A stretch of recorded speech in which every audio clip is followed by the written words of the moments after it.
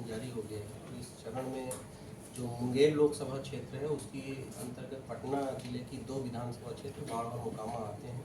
उस संबंध में हम लोगों ने जब से आदर्श आचार संहिता लागू हुई उसके काफ़ी पूर्व से ही चुनाव की तैयारियों को लेकर बिहार पुलिस मुख्यालय के निर्देश में आज से कार्रवाई प्रारंभ कर दी थी।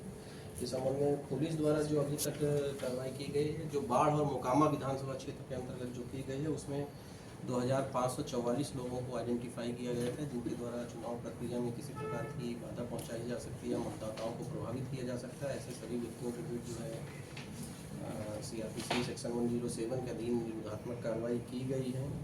2470 लोगों को जो है उनका नाम गुंडा पंजी में रजिस्टर किया गया, जिसमें अलग अलग अपराध में जो पूर्व में संलिप्त रहे हैं, जिनके विरुद्ध आरोप पत्र समर्पित किया गया। ऐसे लोगों को चिन्हित करके जिनके द्वारा निर्वाचन प्रक्रिया में किसी प्रकार से विघ्न या बाधा डाला जा सकता है, और हम लोग प्रत्येक रविवार को ऐसे लोगों को थाना पर बुलाकर उनकी जो गतिविधियाँ रहती हैं उनको सत्यापित करते हैं और उनको लगातार इस बात के लिए निर्देशित किया जाता है कि वो इस प्रकार की गतिविधियों से दूर रहें, जिससे कि चुनाव कार्य या निर्वाचन में या मतदाताओं को किस प्रकार से प्रभावित किया जा सके। इसके अतिरिक्त जो है 476 लोगों के विरुद्ध हम लोगों ने जो रिचुअल ऑफेंडर्स हैं उनके विरुद्ध जो है सर्विलांस प्रोसीडिंग की है, उन पर निगरानी रखी जा रही है। माह में कम से कम एक बार हमारे थाना से पदाधिकारी उनके घर पर जाते हैं और उनकी गतिविधियों का सत्यापन करते हैं कि उनकी आय का स्रोत क्या है और किस प्रकार से वो अपनी आजीविका अर्जित कर रहे हैं। CCA के अधीन भी इस दोनों विधानसभा क्षेत्र से 74 लोगों को चिन्हित किया गया था, जिनके विरुद्ध प्रस्ताव समर्पित किया गया, जिसमें जिला पदाधिकारी के स्तर से 12 लोगों के विरुद्ध जो है आदेश निर्गत हो गया है और अन्य प्रस्ताव भी विचाराधीन है। जी 112 जो है लाइसेंसी वेपन्स थे जिनको अभी तक जमा करा लिया गया है, और उसके अलावा जो है 24 ऐसे लोग हैं जिनका वेपन लाइसेंस कैंसिल करके और उसको जमा कराया गया है। जो लंबित वारंट थे 1160 लोगों को गिरफ्तार करके अभी तक जेल भेजा गया है, और अन्य लोगों की गिरफ्तारी के लिए हम लोग लगातार प्रयास कर रहे हैं।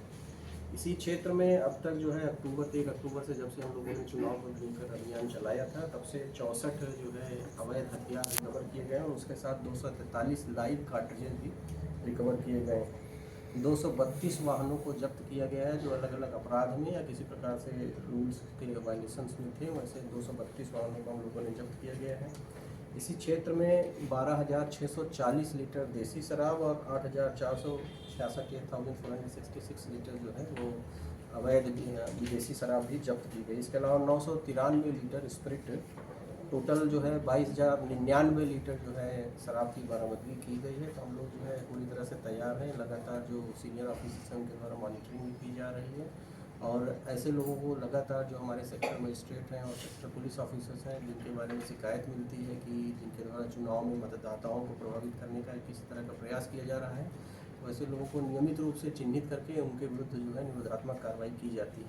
ऐसे लोगों पर निगरानी करने के लिए कि जिनके द्वारा मतदाताओं को प्रभावित किया जा सकता है, जिनकी वजह से, जिनकी एक्टिविटीज़ की वजह से जो है वल्नरेबिलिटी बढ़ती है, भेद्यता बढ़ती है, ऐसे लोगों को लगातार उन पर निगरानी के लिए रखने के लिए सभी थानों में जो एडिशनल SHO हैं उनको नामित किया गया है चुनाव आयोग के दिशा निर्देश के आलोक में, और उनको ये जिम्मेदारी दी गई है कि नियमित रूप से क्षेत्र भ्रमण करके ऐसे लोगों पर निगरानी रखेंगे, और अगर कोई शिकायत मिलती है तो उनके विरुद्ध जो फर्दर विधिसम्मत कार्रवाई है वो की जाती है। तो इस प्रकार से हम लोग तैयार हैं जो चौथे चरण में हमारी जो विधानसभा क्षेत्रों में मुंगेर लोकसभा के अधीन आती हैं, और जैसे इसमें आगे भी अगर कोई कार्रवाई हुई किस तरह से होगी तो उसके संबंध में आप लोगों को सूचित किया जाएगा। संवेदनशील बूथ कितने हैं सर, और किस प्रकार से फोर्सेज डिप्लॉयमेंट वहाँ पर?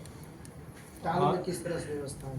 देखो, संवेदनशीलता का जो एक्सरसाइज है वो कंटिन्यूस रहता है। मतलब कोई भी घटना घटती है, जैसे अभी रिसेंटली कल ही एक घटना घटी है, तो वो संवेदनशीलता बदलते रहती है। लेकिन क्रिटिकल बूथ्स जो है हमारे अराउंड 600 के करीब है, और उसमें भी क्रिटिकलिटी फैक्टर, मतलब उसमें कुछ वल्नरेबल है और कुछ जो टेक्निकल पैरामीटर्स होते हैं कि परसेंटेज के हिसाब से कि 90% से ज़्यादा वोट एक ही कैंडिडेट को मिले हैं या बहुत कम मतदान हुआ है, तो उसके आलोक में भी जो है क्रिटिकलिटी हम डिसाइड करते हैं।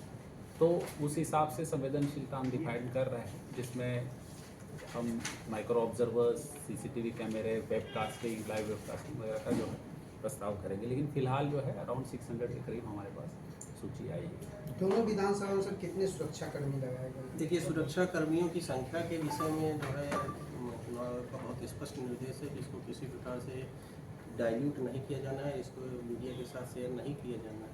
लेकिन जो अभी जिला पदाधिकारी महोदय ने बताया है कि जो स्टैंडर्ड एक इलेक्शन कमीशन के डायरेक्शन हैं उसके आलोक में हम लोग जो है बूथ पर जो हमारा भवन होता है, मतदान भवन होता है, उस पर बलों की प्रतिनिधित्व करेंगे।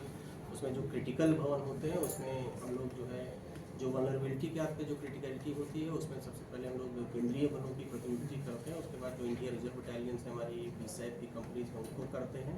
उसके बाद भी अगर कोई संख्या बच जाती है तो जो अभी जिला पदाधिकारी महोदय ने बताया है कि उस पर वीडियोग्राफर लगाया जाता है या उस पर वेबकास्टिंग की जाती है या माइक्रो ऑब्जर्वर्स लगाए जाते हैं। और जो सामान्य बूथ होते हैं उसमें फिर जो हम लोग अपना जो डीएपी है उसको प्रतिनिधित्व करते हैं, जो पटना जिले से दूसरे जिलों से भी मिलती है। उसका प्रॉपर रैंडमाइजेशन होता है जिससे किसी को ये नहीं पता रहता है कि कौन से बूथ पे कौन से पुलिसकर्मी जाएंगे। तो इस प्रकार से पूरी पारदर्शिता और स्वच्छता के साथ चुनाव आयोग के जो मापदंड है उन मापदंडों के आलोक में जो है भवनों पर प्रतिनिधित्व की जाती है। इसके अलावा लगातार निगरानी रखने के लिए हम लोग सारे जो बूथ हैं उनको अलग अलग सेक्टर्स में, जोन में और सुपर जोन में बांटते हैं। उसके अलावा एसएचओ, थानाध्यक्ष के स्तर पर और एसडीपीओ के स्तर पर भी अलग अलग रसिंग पार्टीज दी जाती हैं जो किसी प्रकार की सूचना मिलने पर तुरंत प्रस्थान करती हैं और जो भी विधि सम्मत कार्रवाई अपेक्षित है उसको करती हैं। तो इस प्रकार से जो बलों की प्रतिनियुक्ति है प्रत्येक स्तर पर जो चुनाव आयोग के दिशा निर्देश हैं उन्हीं के आलोक में की जाती है।